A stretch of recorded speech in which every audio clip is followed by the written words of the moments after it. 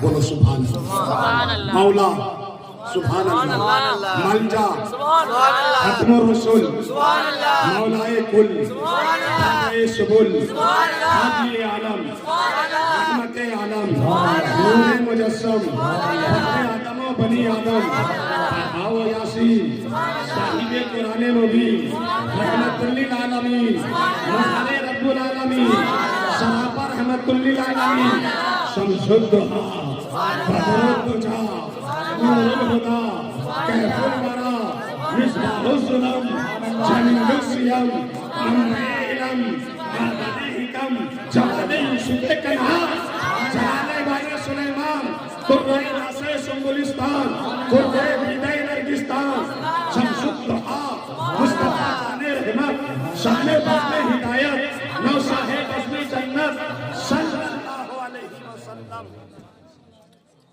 ایک جنازے میں قبرستان چلے گئے اور قبرستان میں جانے کے بعد ایک قبر کے قریب بیٹھ گئے اور بیٹھنے کے بعد سر جھکا دیا اور حضور کی آنکھوں سے آنسو بہنے لگے. حضور کی آنکھیں نمناک ہو گئی. حضور کی آنکھوں میں آنسو کے قطرات اور وہ قطرات ٹپا ٹپ حضور کی آنکھ کے آنسو زمین پر گرنے لگے. اور جب رحمت للعالمین کی آنکھوں کے آنسو زمین پر گرے تو زمین گیلی ہو گئی, زمین نم ہو گئی. اللہ اکبر. جو مالک جنت ہے, جو مختار کائنات ہے, جو اللہ کے حبیب ہے, وہ قبر کے کنارے بیٹھ کر رو رہے ہیں اور اس قدر رو رہے ہیں کہ پیارے حضور, پیارے نبی, پیارے مولا کی چشمان نبوت سے آنسو ٹپک ٹپک کر زمین کو گیلی کر دی. پھر حضور نے سر اٹھایا اور روتے ہوئے ارشاد فرمایا, میرے بھائیوں قبر کی تیاری کرو, قبر کی تیاری کرو. اللہ اکبر.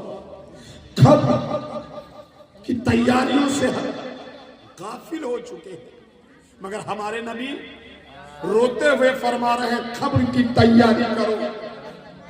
میرے دوستوں اور بزرگوں, جوانوں, کل شب برات میں جب قبرستان جانا نا تو پڑیا کھا کے مت جانا, صرف دانت نکال کے مت آ جانا, صرف موٹر سائیکل دوڑا کے مت آ جانا. قبروں میں اگر بتی یا موم بتی مت گڑ دینا. قبروں میں موم بتی جلانا بھی غلط ہے اور اگر بتی جلانا بھی غلط ہے. ہاں, جو راستے ہیں اس راستے میں موم بتی یا لائٹ کا انتظام آپ اس نیت سے کر سکتے ہو کہ آنے جانے والے کو کوئی دقت نہ ہو, ورنہ اگر بتی کا کچھ فائدہ نہیں ہوگا مردے کو, موم بتی کا فائدہ کچھ نہیں ہوگا مردے کو. اور پھر دکان لگانا بھی جائز نہیں ہے, میلہ ٹھیلا لگانا بھی قبرستان میں جائز نہیں ہے. جب قبرستان جاؤ تو حضور کیا فرما رہے ہیں, میرے بھائیوں قبر کی تیاری کرو.